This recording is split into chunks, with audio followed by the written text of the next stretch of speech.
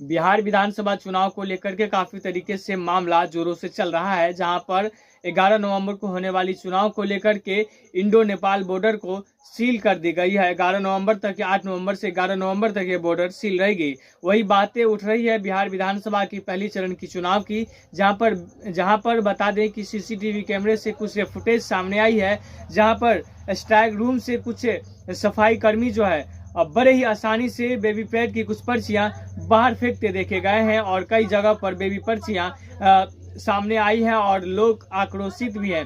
कई खबर सामने आ रही है, लोग चाह रहे हैं कि इस बार की जो फेज 1 की जो चुनाव हुई है उस फेज 1 की चुनाव को रद्द किया जाए, जहां पर पूरी तरीके से बिहार विधानसभा चुनाव को एक साजिश के तहत जो है जीतने का प्रयास किया जा रहा है, जहां पर साफ तौर पर बिहार में एनडीए की सरकार थी और उसके बाद बेबी पर्चियां बाहर आना एक बड़ी सवाल है चुनाव आयोग के लिए। क्या चुनाव आयोग जो है इतना हद तक गिर सकता है जिसकी तुलना कोई भी नहीं कर सकता। आपको दिखाते हैं अगला अपडेट, क्या कुछ अपडेट सामने आता है जिसको लेकर के काफी संख्या में जो है बातें चल रही होती है और बिहार विधानसभा चुनाव को लेकर के लोग चाह रहे हैं कि 6 महीने के लिए बिहार में राष्ट्रपति शासन लागू हो और चुनाव फिर से दोबारा किया जाए। आपकी क्या प्रतिक्रिया है, कमेंट करके जरूर बताइए।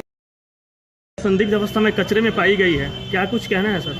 देखिए, वीवीपैट की कुछ पर्चियां सरायरंजन विधानसभा क्षेत्र में सूचना मिली थी कि वहां पर पाई गई है। कमीशनिंग सेंटर जो डिस्पैच सेंटर है उसके पास ये पाया गया है। यहाँ पर देखा गया कि बहुत सारी श्रेडेड जो पर्चियां थी उनके बीच में कुछ अनश्रेडेड पर्चियां भी पाई गई हैं, जिसको कि प्रशासन ने उसको कंफिस्केट करके सीजर कर लिया है। इसमें जो सभी यूनियनों ने भी लापरवाही की है उनके खिलाफ प्राथमिकी दर्ज की जा रही है और ये जांच में हो जाएगा, स्पष्ट हो जाएगा कि ये किस समय की पर्चियां हैं। इसमें किसी तरह की कोई अफवाह नहीं फैलाने की मैं अपील करूंगा।